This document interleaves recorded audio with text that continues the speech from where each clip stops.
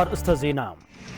نحن جيوبوليتيكا زي في اللي زوبان قيح بحري استفلالي تلواو كابتن أمكاد في التنمية لو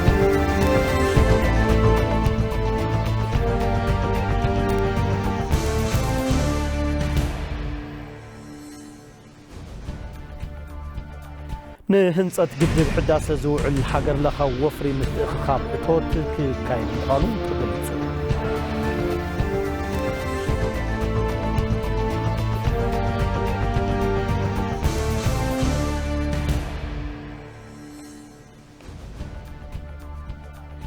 كابوتاي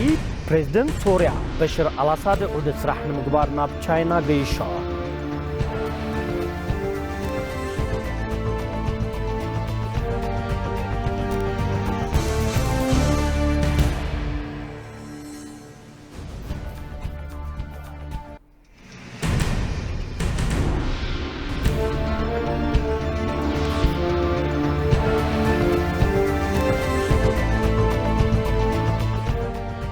عزيز السلام تقبلوا كورات تخطاتلتي كاب استوديو اي تي بي زيناتات بقطع فنونا باخم كنبل ترخيبنا لنا جيتاچو علوم صخم حبيرك صني حسنا مكتال نكون لكم دما تمنى فلما مكتل قدما منستر غدات وصان دمق مكونن لوطي كنتات اير زصعبو صعنتون منكاي استوادد صعري نخغبر صاوعي تقريبا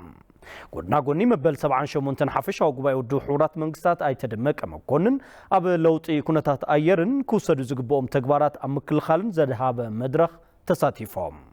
ايثيوبيا ابز حزي اوان لوطي كنتات اير نمصوار بمرها غبري حملواي اسر لعلي 32 بليون كل مداي ربحه زلوم فلستات كم زتتخلو العلم الناتقاد زمصن صعنتو لوطي كنتات اير نمصوار علم لخ محبر السبب تقداي بمتحبار كسرح كم زقبا اغنزيبوم مسدانيس فرانسيس اب سفلالو غدات اميتوم ززتو اي تدمقه ኢትዮጵያ ሽቶታት ዘላቂ ልማዓት በዘተ አማምን ኩነታት ንምትግባር ቆራጽ ከም ዝኾነት ገሊጾም ዳኒስ ፍራንሲስ ብግዶም ኢትዮጵያ ሽቶታት ዘላቂ ልማዓት ንምዕዋት ትገብሮ ጻዕሪ ትካሎም አድላይ ሓገዝ ከም ዝገብር አረጋጊጾም አይተደመቀ ካብዚ ብተወሳኺ ዳይሬክተር ጀነራል ትካል ልማዓት ኢንዱስትሪ ውድብ ሕቡራት መንግስታት ገርድ ሙለር ተዛትዮም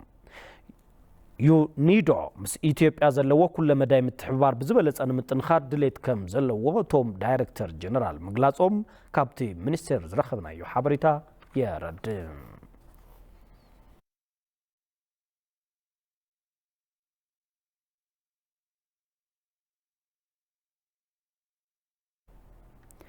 نحن جيوبوليتيكا زي فليو زوبا قيح بحري بزتفلاليو تلاوت አጋጣምታት ይፍተን ምህላው ተገሊጾም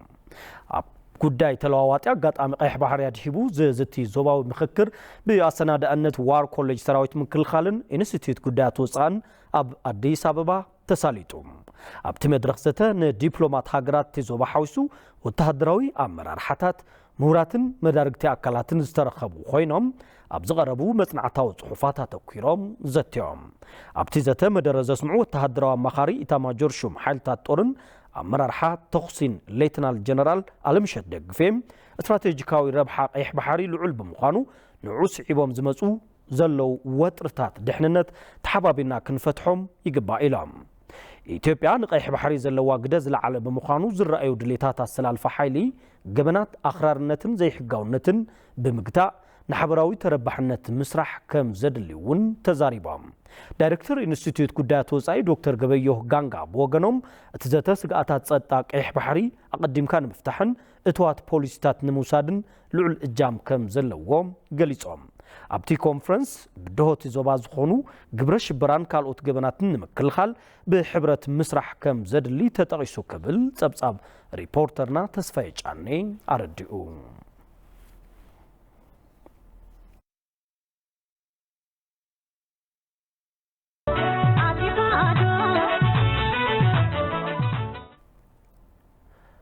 مسرت تمهرتي ممحاش ناي قصالي ولدو عدل ممحاش كم زخنه منستر تمهرتي بروفيسور برهانو نغا غليصوم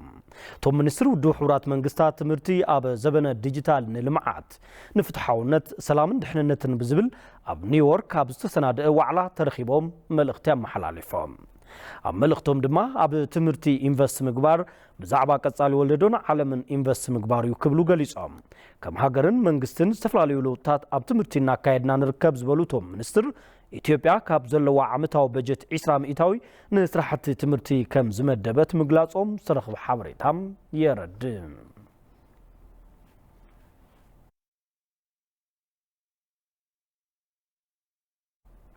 نهنصات قدب حداسة زوعل هاجر لخوفري متخخاب اتوت ككايديوم نهنصات قدب حداسة زوعل قدبين مززام علي كحدسي بزبل تيمام هاجر لخوفري متخخاب اتوت ككايد مخانو بيصحفت بروجكت متحوار عبي قدب حداسة إثيوبيا أفليتوم مكتل دايركتور بيصحفت بروجكت متحوار عبي قدب حداسة فكرته تامر أبزي قدايا توكيرن مرخب تحفاش أبزهابو مجلسي نحدور حد صنح تمرها قبري قوس مدلوات كم زوجنو تزاريبا توفري توت متخخاب أب كلهم كبابتات كابلو من جميرو نحدور حد صنح مخانو بمتكاس نعوت النتو كلاتنا الجامنا كنو واتساي قباء كبلات سويعن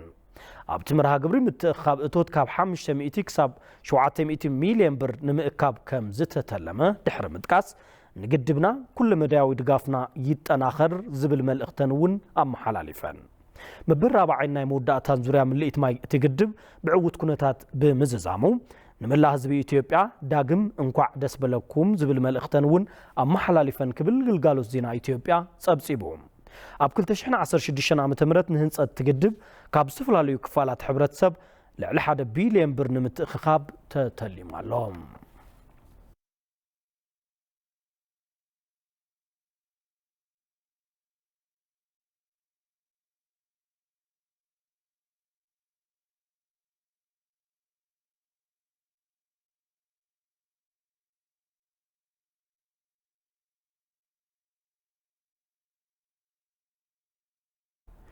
بصقم قرب اتاوت حيل الكتريك نمركاب نات صبيو نزركبو 375 افريتي اندستريتات حيلي نمقراب نات سرح مخانو قلقالوت الكتريك اثيوبيا افليتو ابتي قلقالوت حلافي متحوار قرب حيلي ايت نبيو بينم اب افريتي اندستريتات سر مقراصن حصرتن حيل الكتريك نمفتاح بمتحوار نات سرح كم زخنم ابريهم أبز حزي وان تتقمتي بركي تعرف عماويل أفريتي اندستريتات درجة عقبت 6.8 كم زبز حون قليصام من قصغاس إثيوبيا تفري زي فترة من نقاقح تقلقالوت مس منستر اندستري بمتحوار كوميتي تكنيكات عيشهم تابز أحين مقبار ناصر حاكم زخنا ون أبريهم نحدشت أفريتي اندستريتات حايلين مقراب تقامات مخبار وسنن قرب اتاوتاتن لعل محلقاتات كم زخونو تزاريبهم مس حصرت اتاوتات تتحاحزو ترانسفورمراتن كالوت اقحوت زرقح مسمرن لعل عقمهم اناتشكمو كم زخونو قليصام ازوم تقامات نمفتاح مس ملكتهم اكلات تختاتالي مخكر ناتقبره كم زخونون ابريهم ابز حزي وان دما حيل الكتريك نمركاب ناتصبيو نزركبو 375 افريتي اندستريتات حيل نمقراب اناتسرح مخانو افليطام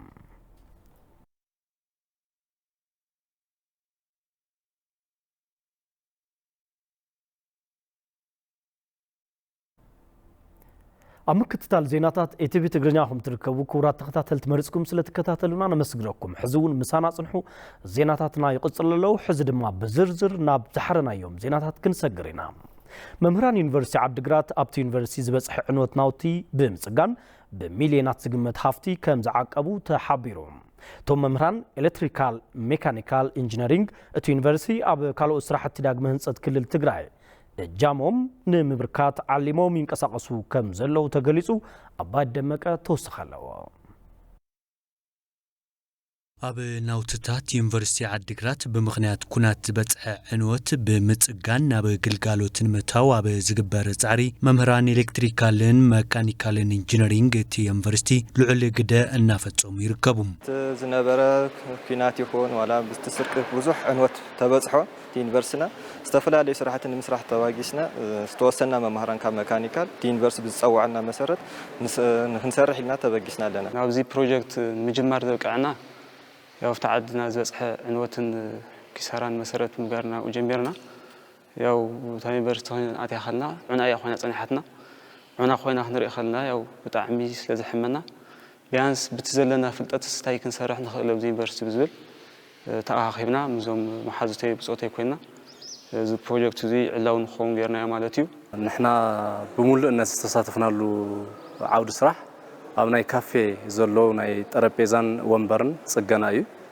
እዚ ኸ ብዝተሳኸ ኩነታት እንኽእሎ ኮንትሪቢዩት ገርና ኢና ጽቡቕውን ስራሕ ንምጅማር ዘኽእል ጠረጴዛን ወንበርን ንጸጊና ብሓድሽ እውን ዝተመረተሎ ኣምሪትና ኣቕሪብና ኣለና ማለት መምህራን ዩኒቨርሲቲ ዓዲግራት ንዘመናት ዘኻዕበትዎ ትምህርትን ፍልጠትን መሰረት ብምግባር ብሚልዮናት ዝግመት ሃፍቲ እቲ ዩኒቨርሲቲ ኣብ ምዕቃብ ዝተፈላለዩ ስራሕትታት እናፈጸሙ ከም ዝርከቡ እቶም መምህራን ይሕብሩ ስራሕናዮ ነገር መጀመርያ እዚ ናይ ኤሌክትሪክ ዝርጋታ ኢና ጀሚርና ነርና ማለት ናይ ዩኒቨርሲቲ ኤሌክትሪክ መስመሩ 100% ዓንዩ ዝስረቕ ተሰሪቑ ዝቃጸል ተቃጺሉ زعانو تسافروا نيرو ياو كلاتهم ببملكع نخستاخل بحساب تزعانو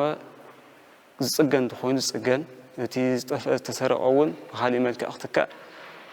كومتات مبغار ناسرحنا صنحنا كباب 4 ورح يخون ناي سرح كايننا لنا ያው በገንዘብ ተስተመነሩ ለዓለ 10 ሚሊዮን ከጽሕ ዝኽእል ማለት እዩ ናይቲ ኤሌክትሪክ ዝርጋታ ጥራሕ ማለት እዩ ቡልከ ሳሕዚ ለዓለ 17 ዝኾኑ ዓበይቲ መሽና ሰሪሕና ኣለና ሕዶም ዋጋኦም ተስተመነሩ ያው ንሓንቲ ክሳብ 2.6 ሚሊዮን ዘጽሐሎ ዝኾነ ፍሪጃት ሆነ ኣለዋ ያው ካውላ ዓዝ ኸዳ ዋጋን ማለት እዩ ሱታ ተስተኻኺልና ኩሉ ተደሚሩ ተዝባዛሕ ነይሩ ለዓለ 60 ሚሊዮናት ክኸውን ዝኽእል ማለት እዩ በቃ ሓደ ቕሓስ ዝኾነ ትርጉም ይህልዎ እዩሞ ዙ ሓዚ ናምንታይ ነውዕሎ ብዝብል ባዕሎም ዋዕሎም ናጋጨና ማለት ባዕሎም ዋዕሎም ናተኻኻና ሓደ ሞዲፊክ ዝኾነ ስራሕ ናሰራሕና ሳይንሱ ብዝሓለወ መልክዕ ዛትሪው ኣለኹም ላቦራቶሪ ናብ ስራሕ ኣብቅዕና ያለና ተማሃሮ ዝምገቡሉ ካፌ ጠረጴዛን ወንበርን ንምስራሕ እዩ ነይሩ ካብዞም ወናበር ክንሰርሕ ከለና ገሊኦም ዝተሰበሩ ጣውሎም ዝበስበሰ ሓጺኖም ዝመረተ ዋላ ተቆራረጹ ነይሮም ንሶም ዳበየድና ንሶም ጸገና መጪናይና ስካብ ሕጂውን ብዙሓት ውጽኢታት ርኢና ኣለና ሓደታይ ብኢኮኖሚ አንጻር ዩኒቨርሲቲ ደገ ወጪ ከስርሖ ካብ ዝነበረ ዝተቀነሰሉ ካልኣይ ከዓ ሞያና ኣብ ተግባር ዘውዓልናሉ እዩ ብኾም መሰረት ጌርና ኣብቲ ቲም ዝነበረ ምስ ናይ ካልኦት ዲፓርትመንት ብምንግጋር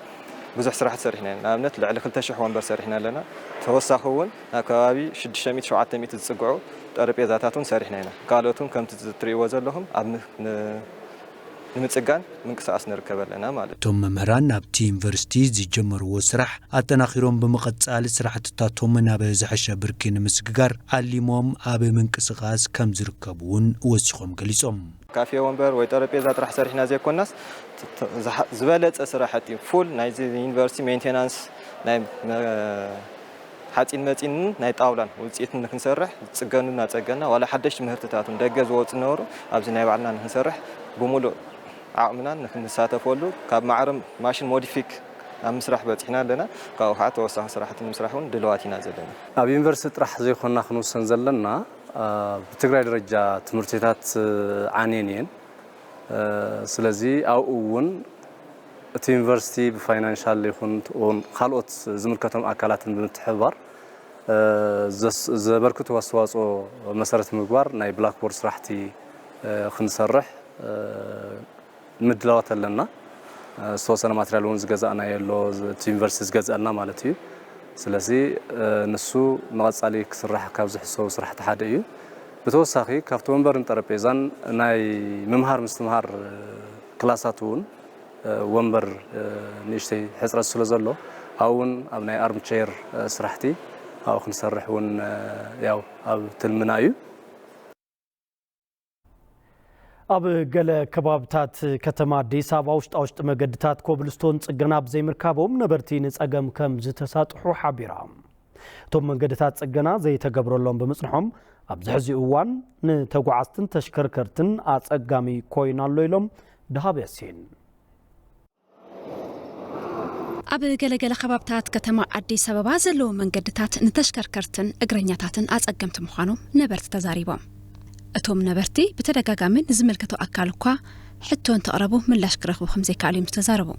በየጊዜው ማና መለክታለን መንገዱ መጀመሪያም ሲሰራ በአግባብ አልተሰራም በቢእዋኑ ነምልክቲና ፈለማይ እውን እንትስራህ በአግባቡ አይተሰርሐን ፈሳሲ መኸዲ የብሉን ነዚ ተኸታቲሉ ዝርኢ የለን ብጣዕሚ ኣብ ጸገሚና ዘለና ሰሙኑን ደግሞ ያው የዝናብ ሁኔታ በጣም ትንሽ ከበድ ያለ ዝናብ ነው እየዘነበ ያለው ኣብዚ ቅነ ከቢ ዝናብ እዩ ዘሎ በዚ እውን ውሕጅ በዚ ከብልስተን እዩ ዝፈስስ እዚ ድማ ነቲ ከብልስተን ዝጎዱ እዩ መንገዱ ውሃ በመሃሉ ነው የሚሄደው እቲ መንገዲ ውሕጅ ብማእኸሉ እዩ ዝሓልፍ እቶም ዝተሰርሑ ከብልስተናት ኩሎም ፈሪሶም እዮም መንገዱ ልነግርሽ አልችልም እንኳን መኪና እግረኛም ለማት ያሄድበት ነዚ ዝሪኦ አካል የለን መኪና እግረኛውን አይሐልፍን ከባቢ ሰው በተደጋጋሚ የሚመለከተውን አካል የሄደ ያነጋግራል በተደጋጋሚ ንዝምልከቱ አካል ነዘራረቢና እዚ እንትሰራሐውን በጉቡ አይኮነን ከዚህ በፊትም አዋተን ኮብልስቶን እንደሰራ ህዝቢ ከምቲ አዋጺኡ ዝሰርሖ መንግስቲ ሕብረተሰብ በዓቅሙ አዋጺኡ ተሰርሖ የዝብል ኣብዚ ጉዳይ ሕቶ ዝቀረበለን ኮሚሽን ተሳትፎ ሕብረተሰብ ምትሕብባር ሰናይ ፍቃድ ምክትል ኮሚሽነር መቅደስ ግሩም ከም ዝበልኦ ኣብ አዲስ አበባ ዝህነጹ ሓደሽቲ ህንጻታት ንምብልሻው መንገድታት ኮብልስቶን ቀንዲ ምኽንያት ምዃኖም ብምግላጽ እቶም ህንጻታት እንትዛዘሙ ውሽጣ መንገድታት ኮብልስቶን ብግቡእ ጽሬት ከም ዝጽገነ ፍሊጠን ምስ ሕብረተሰብ ብምትሕብባር እውን ክሰርሕ ይለን ለቡ ወረዳ 1 የሚባል አካባቢ እኔ ሞርጂ አግኝቼዋለሁ ለቡ ወረዳ ሓደ ዝበሃል ከባቢ ኣነውን ወሪደ ተዓዚበዩ ቤት ትምህርቲ ለቡ ህንጻ ይህንጸሎ ዓበይቲ መኻይን መሳርሒ ህንጻ ንምውራድ ይኣትዋየን ንሱ እዩ ነቲ መንገዲ ጸገም ዘምጽእ በዝውን እቲ ቤት ትምህርቲ ህንጸቱ ምስተዛዘመ እቲ መንገዲ ንኽጽገን ኣብ ስምምዕነት በጺሕና ኢና ኣብ ኣስኮ መናሃርያ ጉለሌ ወረዳ 5 ፋብሪካ ይህነጸሎ ነዚ ፋብሪካ ንምህናጽ ዝኸዳ መኻይን ነቲ መንገዲ ምብልሻው ምኽንያት የን ከምዚ ዝበሉ ጸገማት የጋጥሙ እዮም ከጽገኑ ዘለዎም መንገድታት ፈሊና ኣብ 2015 ዓመተ ምህረት 148 ኪሎ ሜትር መንገዲ ተጸጊኑ እዩ እዚ ስራሕ ናይ መንግስቲ ጥራሕ ዘይኮነስ ናይ ማሕበረሰብ እውን እዩ ምኽንያቱ ሓደ ፋብሪካ እንትህነጽ ንማሕበረሰብ ስለ ዝጠቅም መንገዲ ከይባላሾይና ኣይነቋርጽን ግና ትካላት ምስተሰርሑ መንገድታት መሊስካ ኣብ ምጽጋን ክንሰርሕና ነበርቲ ክልል ጋምቤላ ኣብ ሃገራዊ ጉዳያት ዝረኣዩ ፍልልያት ሓሳብን ዘይምስምማዕን ብልዝብ ንምፍታሕ ዝተጀመረ ጻዕርን ምዕዋት ትጽቢት ዝግበረሎም ሓላፍነት ከም ዝዋጽኡ ገሊጾም ኮሚሽን ሃገራዊ ዘተ ኢትዮጵያ ኣብ ክልል ጋምቤላ ከይዲ ምምራጽ ተሳተፍቲ ምፍላይ አጀንዳ አካይዳሎ ንጸብጻብ ሚፍታሕ አብዱልቃድር በሪሁ ብርሃነ ኮሚሽን ሃገራዊ ዘተ ኢትዮጵያ ኣብ ክልል ጋምቤላ መረጻ ወይ ድማ ሕርያ ኣብ ከይዲ ምፍላይ አጀንዳ ዝሳተፉ ተወከልቲ ሕብረተሰብ አካይዱ ነበርቲ ክልል እውን ከይዲ ሃገራዊ ልዝብ ፍረ ንኽርከቦ ብልዑል ዜግነታዊ ሓላፍነት ክንሰርሕ ኢና ኢሎም ኣለዉ ሃገራዊ ምክክሩ ዋናው ተፈለገበት ምክንያት ቀንዲ ሃገራዊ ልዝብ ዝድለየሉ ምክንያት ሃገርና ሰላም ንኽትከውን በዚ ሃገራዊ ልዝብ ኢትዮጵያ ሰላም ክትከውን ኢለ ተስፋ ይገበር እንታይ እዩ ሞ ናብ ጎንፂ ዘእትወና ኢልና ጸገማት ለሊና መፍትሒ ክነምጽእ ንኽእል ባዕልና ኣብዚ ምስታፍና ታሪኻዊ ዕድል እዩ ግደ ኩልና ድማ ይጠልብ ዘጀምሮም ከዚህ በፊትም ያስታረቅነ ነው ካብ ቀደም ጀሚርና ናሸማገልና ኢና መጺና ሕዝውን ሰላም ንምዕሳል ተዳሊና ኢና ሰላም ክሳብ ዝረጋገጽ ጻርና ቀጻሊ እዩ ማማን ይሄ ነገር ይፈታል ሰላም ከሌለ ደግሞ ሁሉም ነገር የለም እንተ ደኣ ተስማዕሚዕና አፈላላይ ፍታሕ እዩ ሰላም ተዚሃልዩ ኩሉ ነገር የለን ሰላም እንትርሕቕ ብዙሕ ነገር እዩ ዝርሕቕ ትምህርቲ የለን ብሓጺሩ ብዙሕ ነገር እዩ ሳን ተላዚምና ሰላም ክንውሕስ ኣለና ኮሚሽነር ኮሚሽን ሃገራዊ ዘተ ፕሮፌሰር መስፍና አርአያ እቲ ኮሚሽን ብዘይ ዝኾነ ግዳማዊ ኢድ ኣታውነት ዕማሙ እናፈጸመ ይርከብ ኢሎም ኣለዉ የውጭ ተጽዕኖን በሩቁ ይዘነዋል ንግዳማዊ ጽዕንቶ ቦታ ይሃብናን መንግስታዊ ናይ ውሽጢ ዓዲ ኢድ ኣታውነት ክሳብ ሕዚ የለን ኣብ ቀጻሊ እውን ክህሉ እዩ ኢልና ኣይንሓስብን ክህሉ እውን የብሉን ምክንያቱ ከምዚ ዝብል ዘለኹ ኣብዚ ከይዲ እዚ ተጠቀምቲ መንግስቲ ውድባት ፖለቲካን ኩሉ ክፋል ሕብረተሰብን ብምዃን እዩ ኣብ ዝተፈላለዩ ከባቢታት እዚ ሃገር ዘለው ጎንጽታት ንመጉታት ስራሕቲ ኮሚሽን መንቀል ምዃኖም ዘዘኻኸሩ ፕሮፌሰር መስፍን እዞም ጎንጽታት እዚኣቶም ብልዝብን ብመትከል ሂብካ ምቕባልን ንኽፍትሑ ከም ዝሰርሕ አብርሃም እዮም በተወሰነ ፍጥነት ደግሞ ልንሄድ ያልቻልንባቸው ምክንያቶች በሀገራችን ውስጥ ያለው የሰላም ሁኔታ ነው በሓደ ዓይነት ቅልጣፈ ዘይኸድናሉ ምክንያት ኣብ ሃገርና ዘሎ ኩነታት ሰላም እዩ ኣብ ሓደ ከባብታት ጎንፂ ከም ዘሎ ንፈልጥ ኢና እዚ ብዝተወሰነ ደረጃ ኣጓቲትና እዩ ናብ ዕጥቅን ጎንፅን ዘእቱ ኣጀንዳታት ተኣኪቦም ኣብ ዙርያ ጠረጴዛ ኮይና እንተፈታሕናዮም ዝሕሸ እዩ ዝኸውን ካብ ዝብል እዩ እዚ ሃገራዊ ዘተ ዝተመስረተ ኣብ ክልል ጋምቤላ ንፍሉይ ወረዳ ኢንከንን ንምምሕዳር ከተማ ጋምቤላን ሓዊሱ ኣብ 14 ወረዳታት ልዕሊ 500 ተወከልቲ ሕብረተሰብ ንዕማም ምፍላይ ወይ ድማ ምንጻር ኣጀንዳታት ከም ዝተመረጹ ካብቲ ኮሚሽን ዝተረኸበ ሓበሬታ የረድእ ኣብ ከባብታት ወረዳ ኣዳማን ዞባ ኣርሲን ሓረስቶት ብጥሙር ሕርሻ ተረባሕቲ ምዃኖም ተዘሪቡ ጥሙር ሕርሻ ንምስፍሕፋሕ ብማእኸል ምርምር ሕርሻ ተሓጊዞም ከም ዝሰርሑ ድማ ተገሊጹ ንጸብጻብ ይድነቃቸው ሰማው ናዝሬት በሪሁ ከም ሰብታ ረዋያ ኣብ ክልል ኦሮሚያ ወረዳ ኣዳማ ከባቢ ዞባ ኣርሲ ሓረስቶት ኣብ ግራቶም ጥሙር ሕርሻ ብምትግባር ተረባሕቲ ምዃኖም ይገልጹ እቶም ሓረስቶት ኣብ ሓደ ግራት ዝተፈላለዩ አዝራእቲ ምልማዖም አማራጭ አታው ንኸልዎም ምግባሩ ድማ ተገሊጹ ማከል እንደምታዩት ይሄ ቦታ አሞንጎዛ አቮካዶ ከመትሪዎ ኮሚደረን ተዘይትከል እዚ መሬት ረብሓ አይህበን ኣብ ልዕሊ አቮካዶውን ጉዳት ይብጽሕዩ ንሕና ድማ አቮካዶ 2-3 ዓመት ስለ ዝወድእ ክሳብ ሽዑ እዚ አስቤዛና ተረባሕና ንጸንሕ ማለት እዩ ዋጋ ዳጉራ ካብ ቅድሚ ሕዚ ስለ ዝወሰኸ ብጽቡቕ ዋጋ ንሸይጥ ንባዕልና እውን ንበልዕ ዝሽየጥ ወንሸይጥ ስለዚ ብዙሕ ረብሓ ኣለዎ ሓረስታይ ዝተፈላለዩ ምህርትታት ኣዋዲዱ ብምፍራይ ውሕስነት ምግቢ ንምርጋጽ ካብ ዝኾነ እዋን ንላዕሊ ተረባሒ ዝተመጣጠነ ምግቢ ምግባር ከም ዝተኻለ በዓል ሞያ ሕርሻ የረድኡ አንድ ገበሬ ሓደ ሓረስታይ ዘዋጽእ ምዃኑ ንኽፈልጥ ኣዳጉራ ጥራሕ ብምፍራይ ዝረኽቦ ረብሓን ካልእ ዘርኢ ወሲኹ ኣዋዲዱ ዝረኽቦ ረብሓን ንኽሪኦ ኢና እዚ ተመክሮ ተግባራዊ ጌርና ካብ ኣዳጉራ ዝርከብ ከም ፕሮቲን ዝኣመሰለ ንጥረ ነገር ከም አይረንን ዚንክን ዝኣመሰሉ ማዕድናት ንኽረኽቡ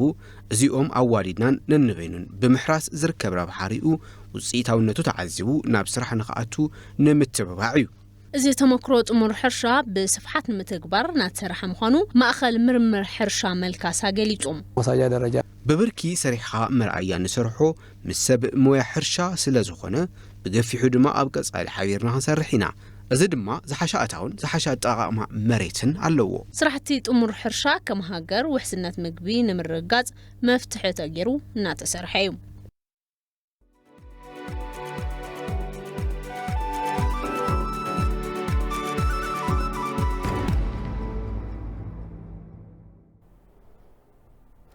ዜናታትና እናቐጸሉ እዮም ክቡራት ተኸታተልቲ ሕዚ ድማ ካብ ዜና ዕዳጋ ናብ ዝሓረናዮ ዜና ክንሰግር ኢና ግልጋሎት ፕሮጀክታት ኢንዱስትሪ ምስ ክልተ ፋብሪካታት ሽኮር ስምምዕነት ውዕሊ ተፈራሪሙ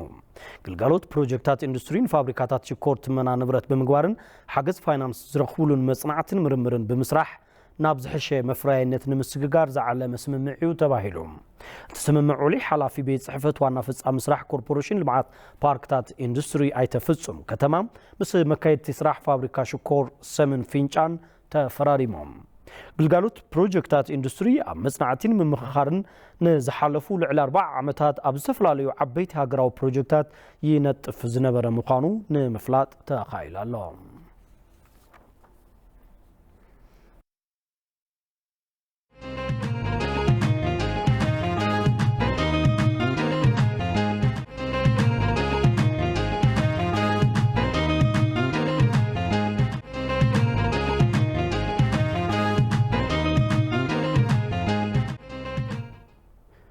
ካብ ወጻኢ ናብ ዝሓረናዮ ዜና እንትንሰግር ሶርያ ፕሬዝደንት ሶርያ በሽር አልአሳድ ዑደት ስራሕ ንምግባር ናብ ቻይና ገይሾም ፕሬዝደንት ሶርያ በሽር አልአሳድ ን12 ዓመታት ኣብ ዘዘለቐ ኩናት ትርከብ ሃገር ዝመርሕዮም ዑደቶም ፕሬዝደንት ሃገር ናብ ኩናት ካብ ተኣቱ ንፈለማ እዋን ከም ዝኾነ ተሓቢሩ ሶርያ ኩናት ካብ ትጅምራት ሒዙ ቤጂንግ ነቲ ሃገር ምሕዝነታ ምርኣይ ከም ዝቐጸለት ተገሊጹሎም ፕሬዝደንት አሳድ ኣብ ምብራቃዊ ቻይና ከተማ ሃንግዙ ቀጻሊ ቀዳም ኣብ ዝጅመር ስነ ስርዓት መኽፈቲ ስፖርታዊ ውድድር እስያ ከም ዝርከቡ እውን ሚኒስቴር ጉዳያት ወጻኢ ቻይና ኣፍሊጡሎም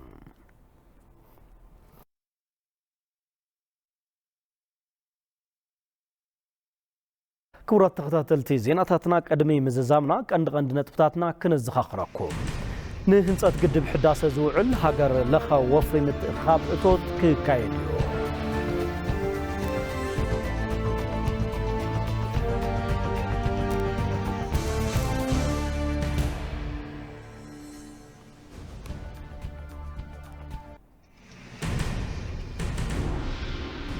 نحن جيوبوليتيكا زي فليو زوبا قيح بحري باستفلالو تلاوت አጋጣምታት ይፍተን ምህላው ተገለጹ።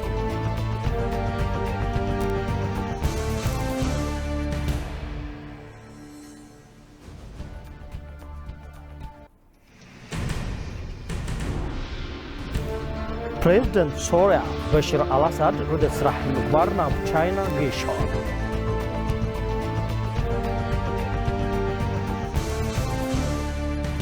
ክቡራት ተከታተልቲ ክትከታተልዎም ዝጽናሕኩም ዜናታት እዚኦም ይመስሉ ነይሮም። ንምክትታልኩም ነመስግን ጌታቸው አለው ሰሙ ስቱዲዮ ሓቢረኩም ነይረ። ኣብ ዘለኹሞ ሰላም ይኹንኩም ተመኘ